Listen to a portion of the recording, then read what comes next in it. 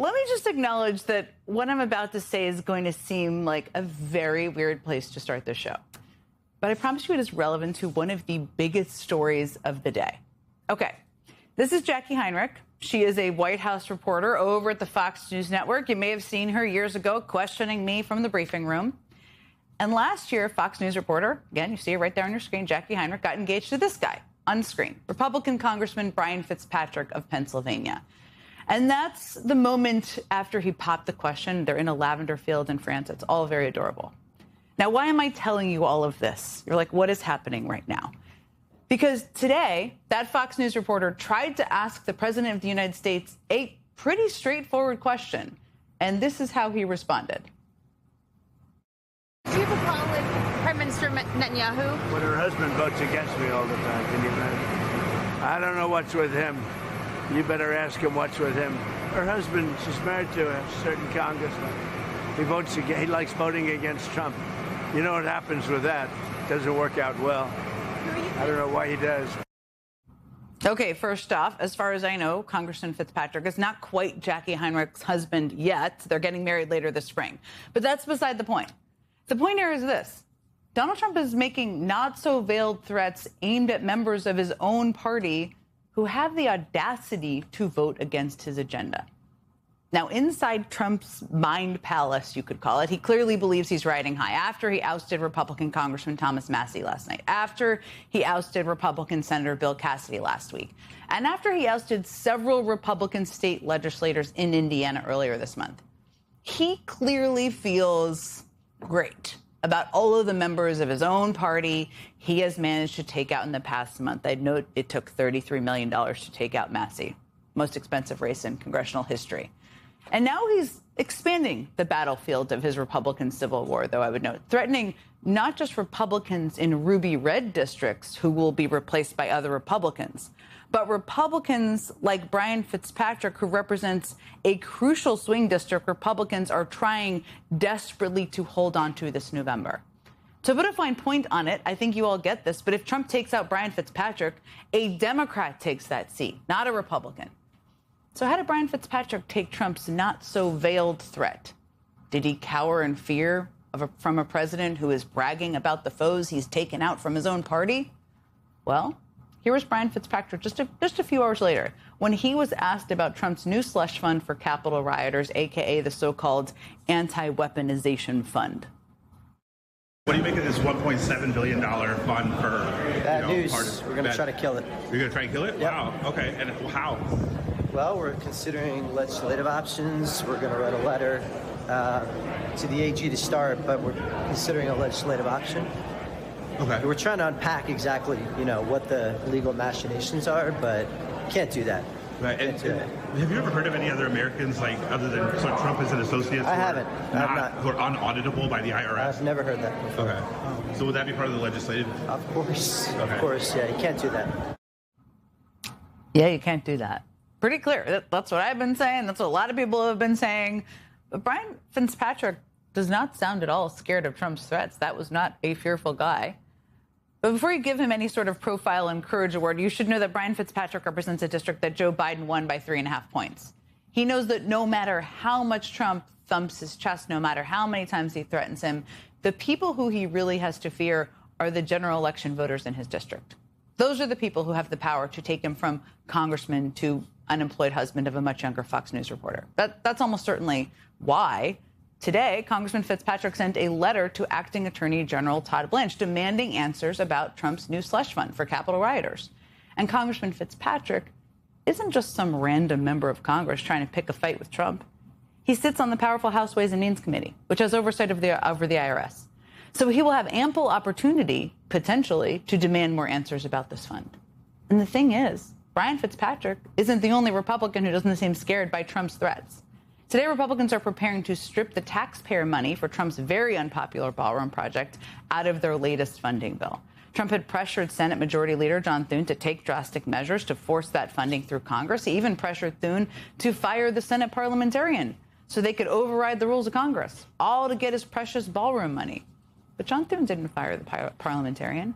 And even if he had, the funding for the ballroom would probably not have made it into the package because Trump still apparently doesn't have enough support from members of his own party to pass the bill with that included. Republican Senator John Kennedy even told reporters, quote, "This one is not the parliamentarians' fault. The votes aren't there, plainly and simply." So aside from the fact that it feels like a politically insane thing to vote for, why aren't Republicans falling in line with Trump's ballroom project? Well, according to Politico, the mood over Trump's ballroom soured Tuesday amid anger over Trump's decision to endorse Ken Paxton over incumbent Senator John Cornyn in the upcoming Republican primary runoff in Texas. So here's the thing. Trump's attempts to assert power over his party seem to be backfiring with his slush fund, with his ballroom, even with this war. I mean, just 2 days after Trump ousted Republican Senator Bill Cassidy of Louisiana in his primary, Cassidy broke ranks and cast the deciding vote to move forward with a resolution to rein in Trump's war in Iran. That measure now appears likely to pass the Senate. It's going to be sent over to the House. These are all one-offs. They're a part of a pattern of Trump's attempts at retribution against people in his own party backfiring. And no one but Trump and his closest sycophants think he is operating from a real position of power. As one anonymous senior operative for Senate Republicans told Politico, those so-called victories over the last couple weeks are just a mirage. They are self-owns. We're not actually beating Democrats, and we're not actually advancing legislation. Instead, gas is up 45% due to our actions and the president's decision to go to war with Iran. He's focused on the ballroom. He's announced a $1.8 billion restitution fund with zero details or congressional authority to do so. It just is crazy. Trump is acting like he's all powerful within his party at a time when he's actually quite toxic. I mean, a new Quinnipiac poll out today finds Trump's approval rating at just 34%, the lowest he's received in that poll during his second term. That's on par with right around where he was right after January 6th, just to give you a sense. And just 33% approve of his handling of the economy, another record low for that poll. A new Fox News poll out tonight also finds a record number of voters now disapprove of Trump's handling of the economy, with disapproval from Republicans jumping 7 points in just the past month. Now, none of this has led to a big fever-breaking moment when Republicans in Congress suddenly abandoned Trump en masse. That's not what I'm saying. But it has created several new strains within the Republican Party, strains of Republicans who are more willing than ever, seemingly, to break with Donald Trump. They're the group I'm going to call the survivors, people like Senator Susan Collins of Maine, Congressman Brian Fitzpatrick, who I just talked about, who face tough re-election campaigns and are just trying to hang on to their jobs. Then there's what we're going to start calling the YOLO caucus, as in you only live once. Republicans who either chose to retire or were forced into retirement by Donald Trump and who now have zero Fs to give. People like Thomas Massie, Senator Bill Cassidy, Thom Tillis. And if he loses next week's Texas Senate primary and subsequently grows a spine, maybe John Cornyn will join him. I'm not going to hold my breath, but we can watch that. A growing number of elected Republicans are increasingly unhappy with Trump's unhinged behavior. The voters are increasingly unhappy with Trump's unhinged behavior. So who is happy about all of this? Well, I mean, there's Trump himself, obviously. He feels very good about himself. Trump doesn't seem to care who he alienates in his party, as long as he's able to line his own pockets. And the New York Times reports that Trump's new slush fund settlement with the IRS could erase as much as $100 million from his own tax bill. So Trump has no reason to complain, even as members of his party start pulling their hair out over how bad this all looks for them. Likewise, Trump's rogue gallery of insurrectionists and election deniers are equally thrilled with the windfalls that may be coming their way. Disgraced MyPillow CEO and election conspiracy theorist Mike Lindell told CNN he expects to receive, wait for it, at least $400 million from the fund. The right-wing news outlet One America News is reportedly also considering seeking money from the fund after they were sued for defamation for spreading false election conspiracies. Remember, this is the same administration that stripped funding from nonpartisan outlets like PBS and NPR, claiming they were ending taxpayer subsidies for biased media.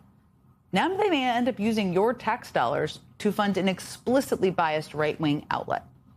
And according to the New York Times, many of the January 6 rioters have started to muse about what they might do with their settlement money. Everything from new cars to new houses to funding new political campaigns.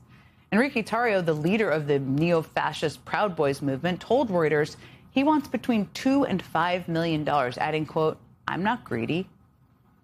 But amazingly, there are some Capitol rioters who have decided that $1.8 billion isn't enough money. They actually think they deserve more. Jacob Chansley, a.k.a. the QAnon shaman, told CNN that he isn't going to participate in the fund because he's still suing the government for $40 trillion, which is about 10 times the annual budget of the entire U.S. government, just to put it in perspective.